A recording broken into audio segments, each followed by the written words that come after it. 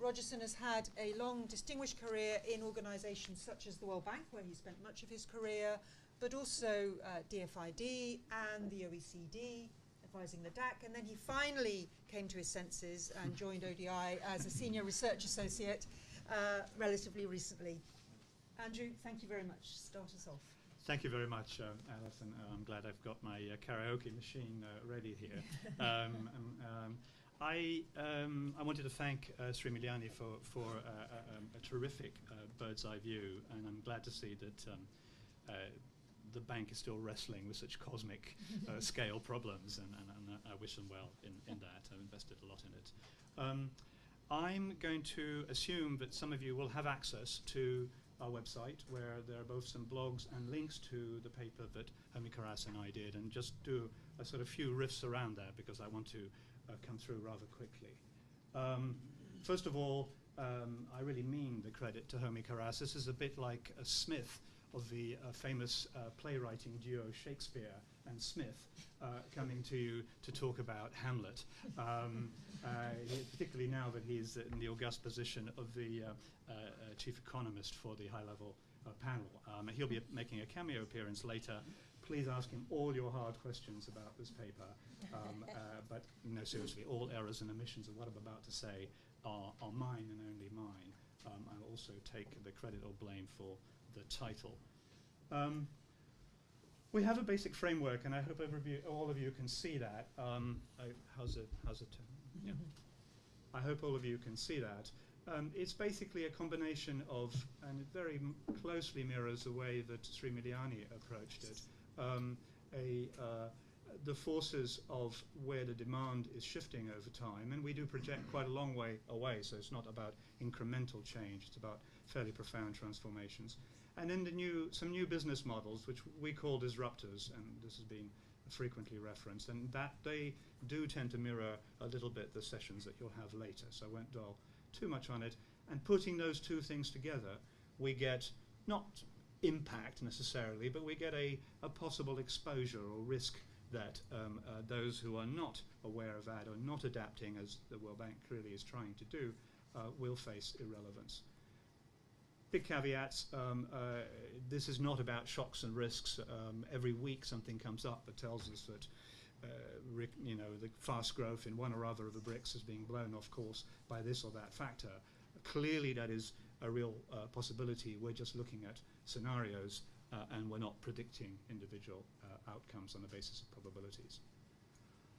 Okay, a lot has been said about the shifting geography of poverty. I wanted to focus really on the issue of fragile states, using the fragile states lens, and that's what you'll see more of both in the blog, if you have access to it, and the Economist article, which is linked to that.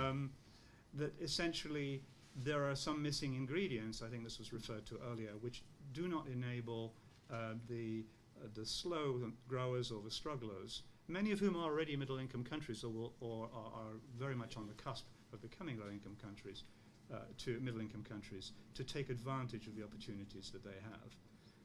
The result of this, and this is a really important trend, is that if this machinery of growth reduction, particularly in the large emerging economies, but not only, continues, and we do hope it does because it's the benefit to us all and to their own citizens, then you inevitably finish up with poverty becoming concentrated in fragile states. And we'll come to why that might matter in a minute. These are also countries with relatively high poverty gaps in terms of the proportion of their GDP that could be reallocated theoretically to close the gap. And so if, and this is a big if and why I've underlined it, the eradication of poverty is still the overarching goal, in fact the single goal, let's say, then this is what we should be worried about. I relax that assumption in a minute.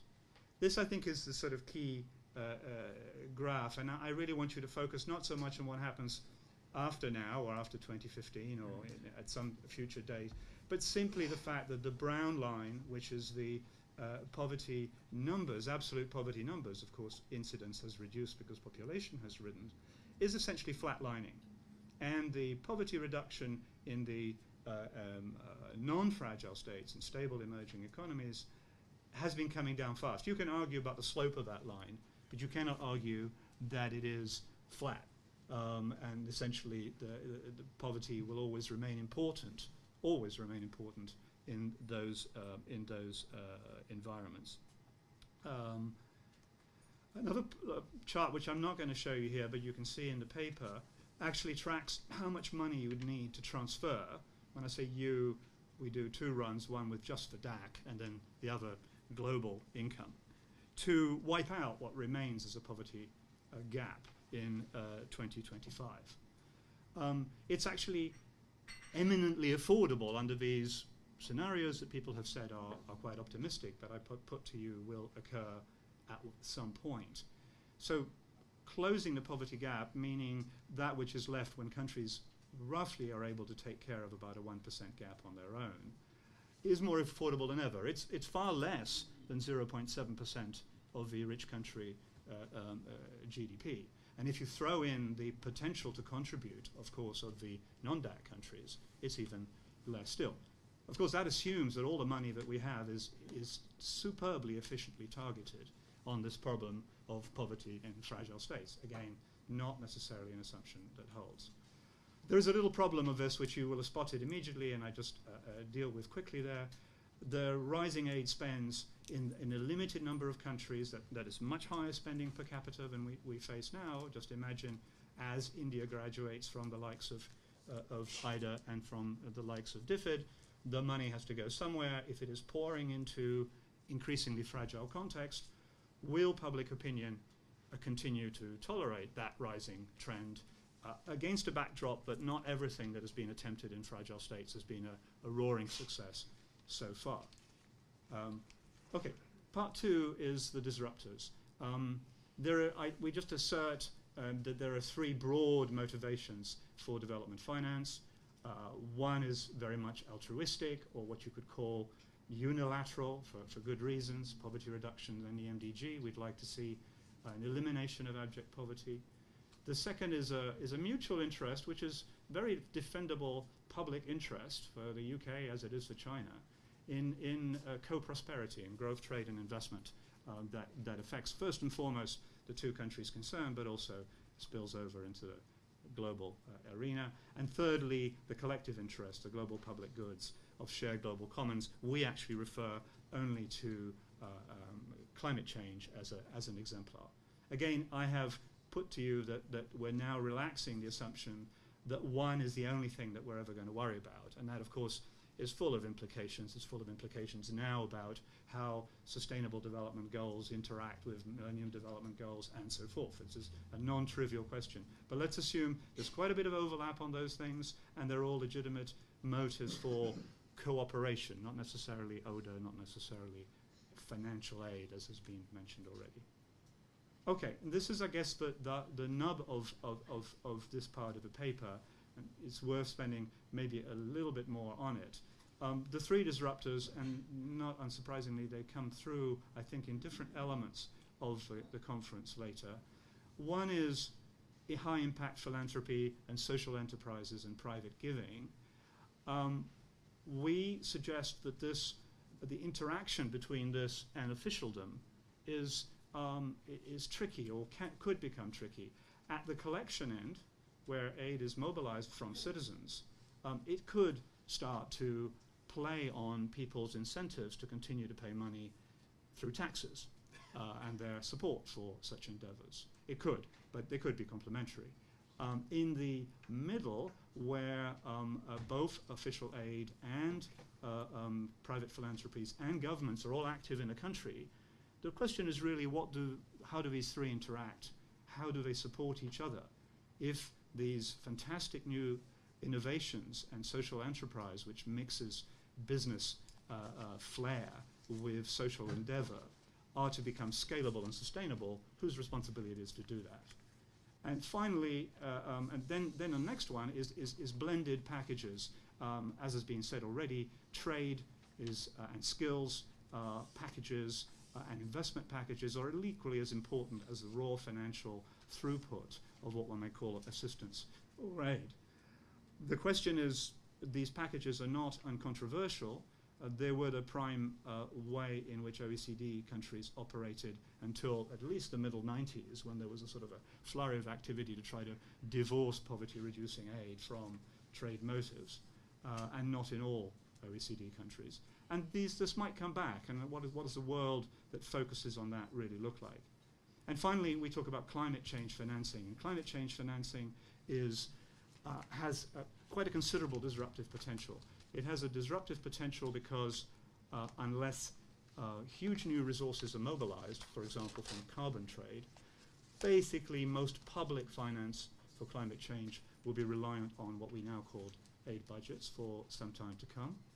It is disruptive because, and particularly because of that reason, because what the job to be done by climate change financing follows where the carbon emissions are, and that is egregiously in the upper middle income countries that are high emitters. But it also creates other problems. And thirdly, you have to ask, which I asked earlier, is growth for poverty reduction an absolute, or is it conditioned on sustainability constraints? And that's a huge, big problem that we don't try to tackle in the paper we just mentioned. Okay, implications for countries. I'm just going to touch on three, which have been mentioned.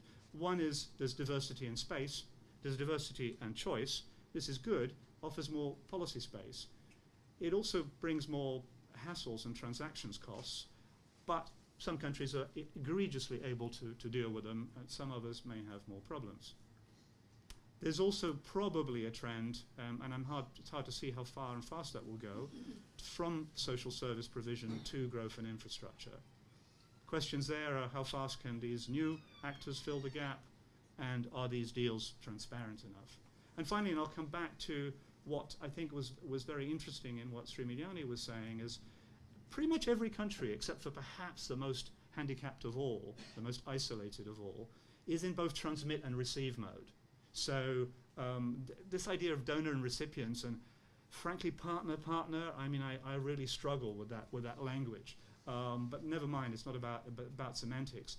It's really that everybody can interact with everybody else, and how do we do that? It's a much more complex world, as has been said. We've constructed a traffic light index, which really tries to measure exposure under these situations. And I'm not going to go into it, the structure of it, but basically we say, if you're now stuck in a world which doesn't look at all like that future world, where there is less activity in fragile states and high gap states, where you're doing an awful lot of direct social service delivery through the public sector, you're not doing much growth in infrastructure, and you're not doing most global public goods, you probably have some adapting to do. What does this look like? I'm sorry that some of you may not be able to see the color chart, but basically red means you have more exposure, green means you have less exposure, and for those of you familiar with various indicators, quota by the CGD and others, there are some unfamiliar people. The UK and what is it there? IDA is in the sort of yellow to red category. This is about exposure, it's not about catastrophe and impact. Are not well rated under this rating, and there are some odd ones. Maybe USA is not accustomed to being that far up a particular chart. I mean, we've used red to green. We could have inverted the scale. So there's some discussion to be had there. This is just a rather mechanistic exercise based on portfolios to get the ball rolling. And finally, here's some questions for future research, which basically pick up on some of the mainstream blocks of our rest of our conference. What approaches and tools are most effective and sustainable to help address chronic fragility? How might forms of private giving and philanthropy interact with ODA? And we have some ideas about that, and we'd be happy to discuss them with you at a later date. This idea of blended approaches, particularly even ones that are facilitated by the likes of the World Bank or other international financial institutions, are they likely to be widely adopted by all kinds of players, and with what effect? I don't necessarily want to particularize OECD countries, but it's a shorthand. And then finally, what we've mentioned earlier, how could sort of massive endeavors in international public finance for climate change, impact on development aid. So there's a little agenda for you, and thank you for your attention. Thank you very much.